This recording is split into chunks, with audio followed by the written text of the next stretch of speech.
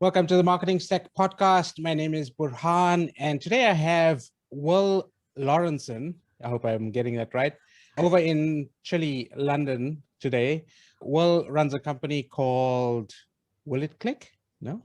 Customers who click. Will runs a company called Customers Who Click, and is all about conversion rate optimization, if I'm correct in saying so. And he's been doing lots of different things over the years, and we'll get into his story. Well, welcome to the episode. I know you were referred to me by my previous podcast guest, Andy, who was very gracious in introducing us. So, Will, tell me a little bit about you.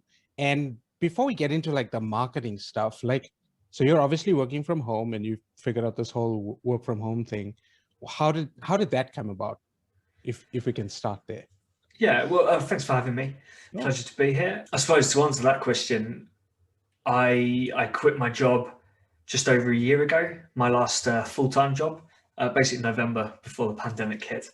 So yeah, so my first year was pretty tough. But I mean, yeah, so I guess it came about because it had to. I didn't really have much choice. I left my job, worked from home for a little bit, then was looking at co-working spaces, things like that. But then obviously when the pandemic hit, I've just been home ever since. So in terms of how it came about, it's literally just been forced on me, which has been a massive learning curve. Okay. And yeah, very, very strange experience because I went from a company that was about, I think, 12 to 1,300 people in the office, working with my team that I ran, which was four of us, within the marketing team, which was probably about 100. Then working with tech teams, product teams, all the different teams. So always working with other people, and then I've gone to working with myself and clients. Right. Big and shift, so there. big shift, and it can mean that on a daily basis, the only person I speak to is my flatmate, in person or, on audio. Right. So it's been a big change. And I have been used to kind of working with people, bouncing ideas around and working in that way. So working basically on my own 99% of the time has been quite a big shift, but I've got used to it. It's all working out, and yeah, I'm glad I've taken this journey, this path. But yeah, it's definitely an interesting first year. So that's interesting because you've got obviously the pandemic and being in lockdown, and then I know the UK went through quite stringent lockdown sessions anyway, and then there's the whole like shifting work because so you quit from your job or you were laid off from work? Yeah, I just left. Yeah. Okay. So you changed career changed work at the same time. So it's like a lot of things going on there. And like we can talk to all of it because I've done all of that. And then again, there's like the work from home stuff. But so obviously, like in terms of my audience, we're mostly, work from home or solopreneurs trying to build our businesses online or are building our businesses online and, looking to optimize things, looking to improve things. And so, now I understand how your basis for conversion rate optimization came about, because if you were working in a really big company. And so tell us a little bit about that, because as a solopreneur, a lot of people don't have the sense of what a large marketing team would actually do. Like I can't imagine 100 people sitting in an office trying to figure out where the clicks are. Yeah, I suppose to give a bit of context to it, I actually started in startups. So pre the big companies, I was used to pretty small companies, working with teams of, maybe 10 people in the UK office, maybe 100, 120 overall in the company. But then, yeah, I moved to this big gaming company in the UK, and it is very different. There's a lot more process, but also there's so much experience there, and it really does make a difference. So yeah, it's definitely a different experience. But yeah, I mean, there's just so much to do. The company that I was at, I think they were spending maybe 60 million a year on, was that? I can't remember if that was the PPC budget or the marketing budget, the acquisition budget. But yeah, still a lot of money. think there's about 60 million a year. So there were, 4 or 5 people on the PPC team, 4 or 5 people on the digital media team, the app team, the affiliate team, SEO team, my team, which was the conversion team. And then we had acquisition operations, who are basically the guys who are responsible for all the analytics and the tech platforms that marketing acquisition gets to use. And then there's the retention side. So that was pretty much the email marketing, the CRM retention team. So that was another, 30, 40 people probably, split between our different brands. So, it definitely wasn't the case that you're wondering how you can possibly have all these people getting involved and how there couldn't be some overlap. They were, responsible for different areas, different channels, different brands. So it did actually make sense. Because I've had that before where I've thought, how can a company possibly have 100 marketers doing this when Right. at this startup I was at, we were doing perfectly well with 5. But I think it comes down to sort of the processing of data, because, like even as a solopreneur, you've got Google Analytics, you've got, if you're running Facebook ads, you've got analytics on Facebook, you've got, your page analytics, you've got your group analytics if you're running a group, and then you've got all the individual stats of all the social, like even for one person who's just got a lot of social accounts, so a lot of data being fed through from all of these things, it can be a lot to keep up with, and possibly a YouTube channel, maybe podcast analytics too. So I understand that it's like there's so much data, especially when you're spending that amount of money, as a big corporation, as a big company across various divisions or brands or products, then yeah, it makes sense, because in terms of optimization, it's only in that analysis that improvements actually happen. So speak to me about that and why the data actually informs CRO. Yeah, I mean, so obviously when you've got that amount of data coming through, that amount of spend, that traffic, you've got the ability to test very quickly, and you've got the ability to learn very quickly. So, and it's not just the A/B tests that the conversion team would do. You're learning off all the A/B tests that the PPC team are doing and the Facebook team are doing, and you can learn from that. So, one thing, for example, we learned was we had one promotion which technically could be talked about in 2 different ways. You could either put a monetary value on it and say you get up to £50 of bingo tickets, or you could say you get up to 200 bingo tickets, or it might have been a fixed 200 bingo tickets. So the PPC team would test that messaging, see which one resonates with the actual with getting people to click through, and then we could put it on in the actual kind of welcome flow, deposit flow. And then likewise, we could test something out in our emails, because we had the conversion team was also responsible for a certain email database, basically like leads, before they became an actual player. So we would be able to test in email as well, and then use that messaging on the website. So there's plenty of data, plenty of teams, and when you're working together, you've got those different viewpoints on things. So the PPC team have an understanding of what's the mindset of someone who is doing a search and coming through PPC versus the mindset of someone who's just browsing Facebook and we put an ad in front of them. Right. Versus the mindset of someone who's decided to sign up but hasn't deposited and played. How does that email team kind of understand that player, that person, and how do we put all that data together to optimize everywhere? And of course, if I may, sort of, my assumption is in terms of gaming. So was this like a gambling kind of gaming website? Yeah. Okay, so like if somebody's in that state of mind, or if they're an addict in that sort of field, I'm sorry to say, but they are. A lot of people are addicted to these types of things. If that's what's on top of mind all the time, then yes, it would always inform their decision, where they're looking at the ad, where they're clicking through from, what they're searching for.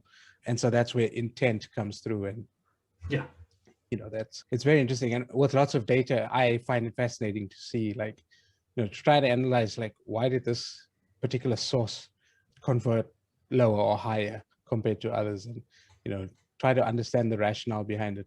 And you need lots of data to actually justify, to confirm your thinking. And a lot of customers, a lot of clients, a lot of businesses don't have a lot of data. A lot of businesses actually, especially small startups maybe who are not running ads, don't have that information. So how would they begin to start optimizing, or how would they begin to start testing what the market is looking for off the bat? I guess it depends on what size exactly we're talking about. If we're talking very, very small startup, speak to customers, get feedback from them. It's always going to be the best source of feedback, even for a company that's doing, hundreds of thousands of data points that contribute. It's the actual qualitative feedback which always gives you the best answers. So I would definitely recommend emailing customers, surveying customers, phoning up customers, asking them what they do and don't like about the platform or the e-commerce website or whatever. If they haven't bought, try and find out why. If they've bought and churned at some point, again, why did they sign up in the first place? What did they like about it? What convinced them to actually sign up? And what has resulted in them churning? There's even those kind of three segments of people who signed up but never converted, people who converted and churned, and people who converted and have stuck with you. Just surveying those three groups is going to give you loads of insight. Yeah, and that's quite interesting, because when you have that type of information, and again, like we're assuming that smaller businesses have that type of information, and hopefully they do, especially if they've got some sort of a business. Yeah, the answers that come out of those people are going to be slightly different or the same, and depending on what they say is going to inform. I would also take it a step further and sort of build that into the customer relationship cycle, because if you send out an email or somebody buys something, there's nothing wrong with putting in a small survey or a feedback form, or even just like give us a star rating, or like something simple in an email, or through the cycle, just to get a touch point, just to get a pulse on what's going on, without hurting the entire customer journey. What do you think about that? Absolutely. I always think it's important to follow up with people. One thing that really bothers me is when e-commerce websites send you a review request just a few days after you've purchased, but what they don't do is actually follow up to see how happy you are. And I get, there is the argument that, the reviews need to be unbiased, so you should be reviewing everyone anyway, regardless of whether they're happy or not. But that's not the point. The point is, as a business, you should be reaching out to the customers to make sure that they're okay. Just checking in. How is the product, or how is the service? Are you finding what you need? Is it the right fit? Do you understand how to use it, or do you need someone to walk you through the platform? That sort of thing. Just a quick email makes a massive difference to people, even if they're absolutely happy. And then you can follow up with that review request a bit later. But I think it just comes across as you don't really care if you get the purchase and then the next time they hear from you is, can you go rate us on Trustpilot or something? It just or you get another email to say, hey, don't you want to go buy something else? Yeah, it's similar to, you make a purchase and then immediately there's a pop-up asking you to refer a friend to get a discount. And it's like, well, I'm not at that stage yet.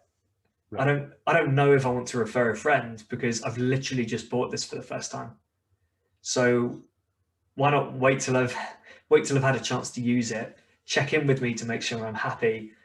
When you're confident I am happy, or if you just don't hear back from me, then as part of an onboarding sequence or a welcome series, that's when you then ask me to refer a friend or review. But even referrals, I'd probably leave to maybe after the second purchase.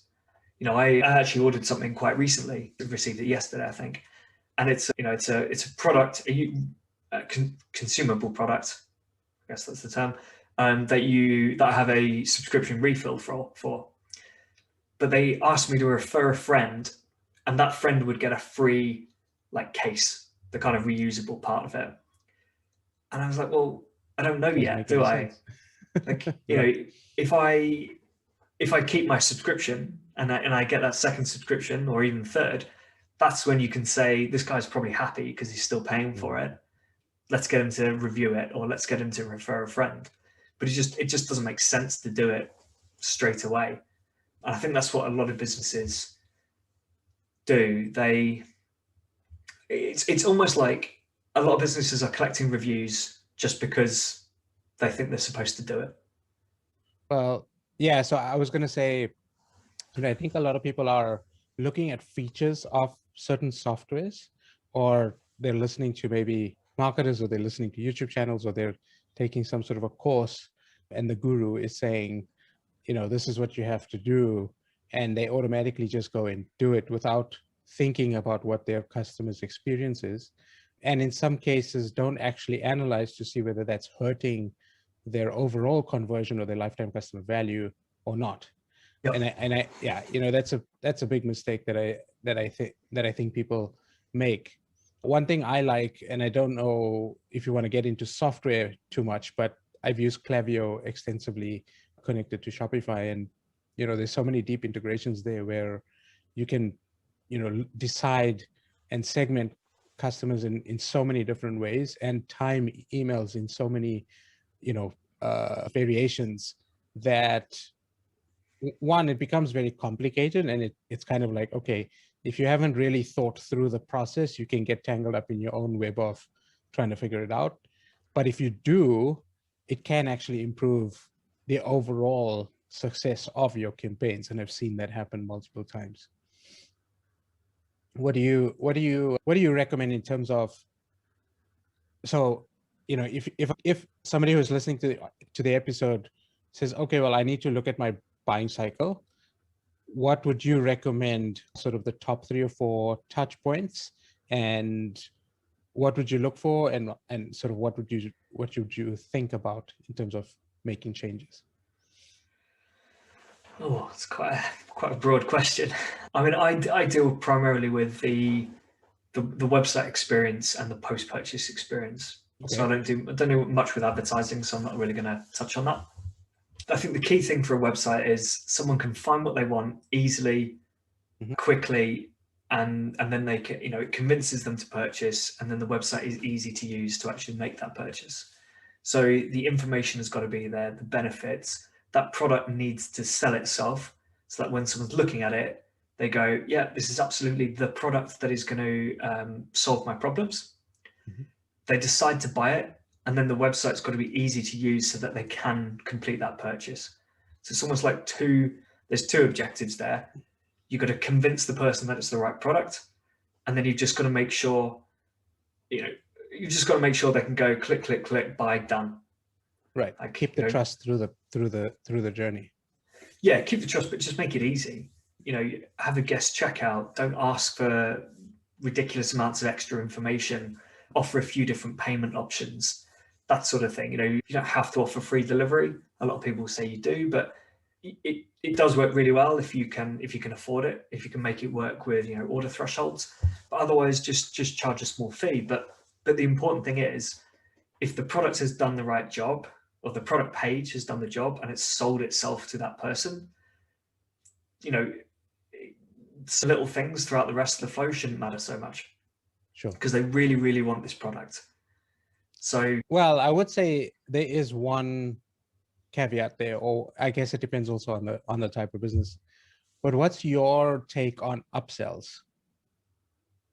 Upsells, if it works, if it makes sense, yeah. If you are chucking in any product that you want to just push, it's not really going to work. If they make sense, it works. So I don't know, what would be a good example? If someone bought some walking boots or hiking boots, a good upsell there could be hiking socks, for example.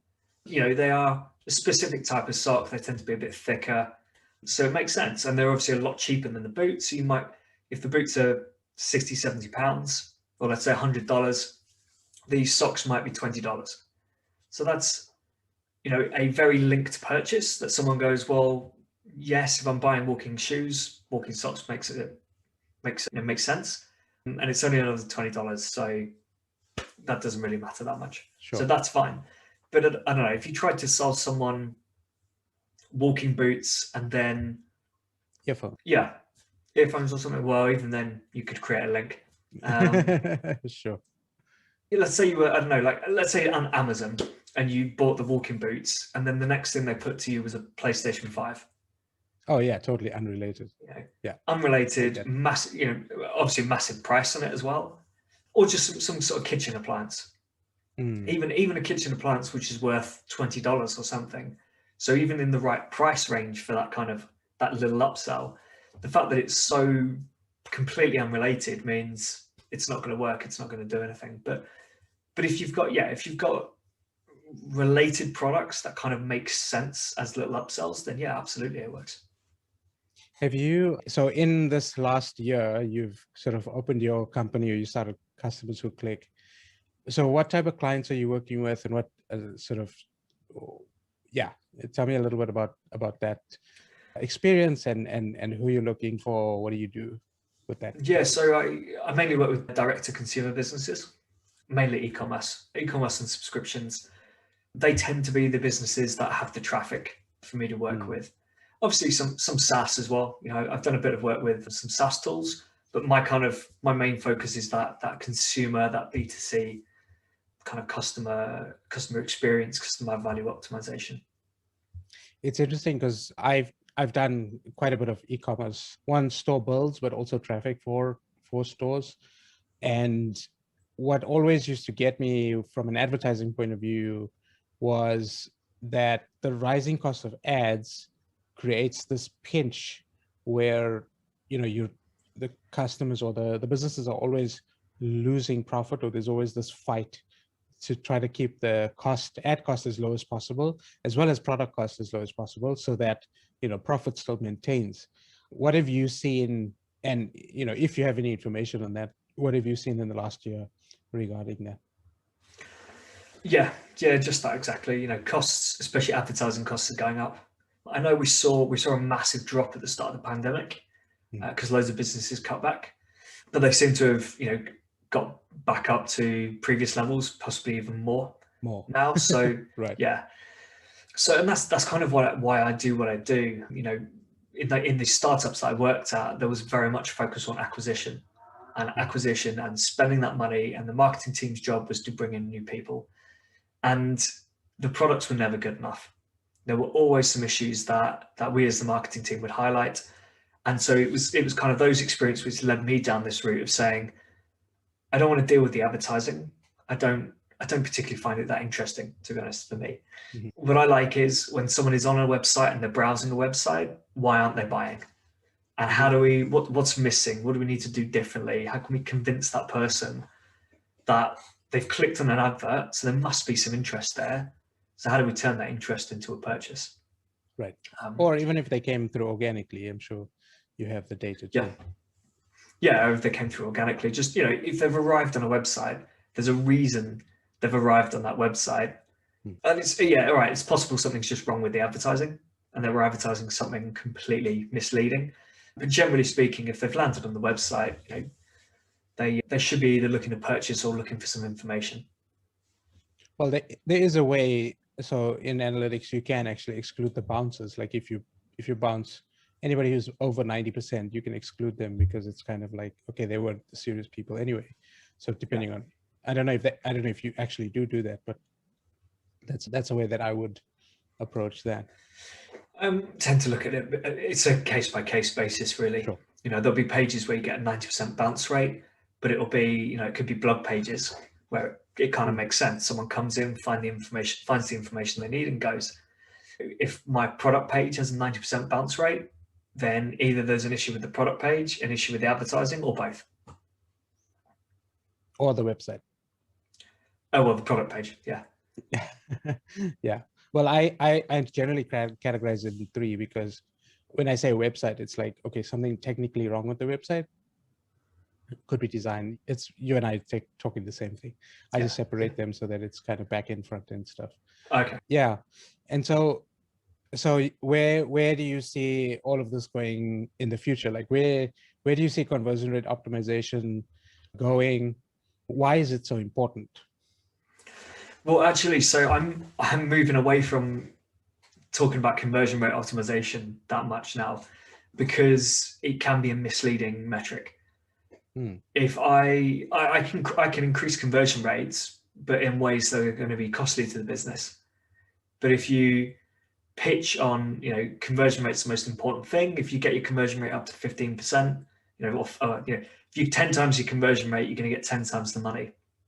But it doesn't work if, in order to get that increased conversion rate, you have to do free shipping and free returns and 50% off your first order and stuff like that. Right. So you can bump that conversion rate up, but it doesn't make sense for the business. So I'm looking at mainly customer value optimization now. So how do we convert people at the as easy as quickly as easily as possible at the highest value possible, and then how do we get them to come back later?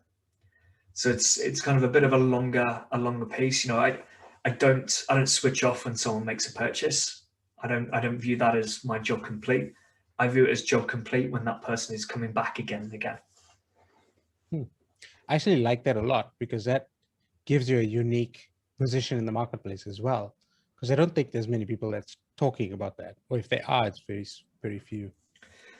No, it is a bit segmented. Those people tend to be kind of CRM and retention people, which makes sense. You need those are important, but I don't think, it would be easy for someone to kind of missell CRO and then say to someone, well, I've got your conversion rate up to 10%. So what are you complaining about? Right. Like, that's what you hired me to do. And, it's because they've taken, used tactics that are actually devaluing. Yeah. Well, so I think it's always, sorry. No, I was going to say, it's interesting you bring that up, because I think a lot of marketers, whether they're, good marketers or not, or whether they're in integrity or not, use a lot of these sales terms to, bring clients in, promise the world, and not educate the client on what the implications could be if the goal is reached. And I love your example about, you increase the conversion rate, but the business has basically gone to shit because Yeah. we just can't profit on the product itself. And I think that tends to, that lends itself to any company that's online, because there are costs associated, not as heavy costs as a physical brick and mortar business, but online there are definitely costs, and those costs are rising. And so, yeah, it makes total sense. Yeah. You're gonna continue before sorry, I cut you off there. I think I was just going to say, if you are kind of pitching CRO services, it makes sense to really put a focus on average order values. All right, maybe not so much that lifetime value piece, because that is a long-term thing, which does involve, email marketing and some other areas where you might want to focus on that CRO. But the important thing is that you are, making more money per person as well. Obviously, there are some cases where you might sacrifice that. You might say, well, we can give away the first month free, stuff like Netflix, Spotify, but they know that first month is going to cost them very little, and the chance of someone converting well, chance of someone sticking around for a long time is quite high. I think I read, I don't know if this is an accurate stat, but I read somewhere that Netflix has a lifetime value of about 25 months. So let's just assume that's correct. They're going to earn $10 a month for 25 months. They know they can give the first month away for free and still spend maybe $50 to actually acquire that person, and they'll be fine. But as an e-commerce brand, it's a bit more difficult, because you haven't got that kind of natural, almost like lock-in. Once you're subscribed to Netflix, it's very easy to just leave it. It's almost like a gym membership. Sure. Even if you don't really use it, you just kind of leave it there. Yeah.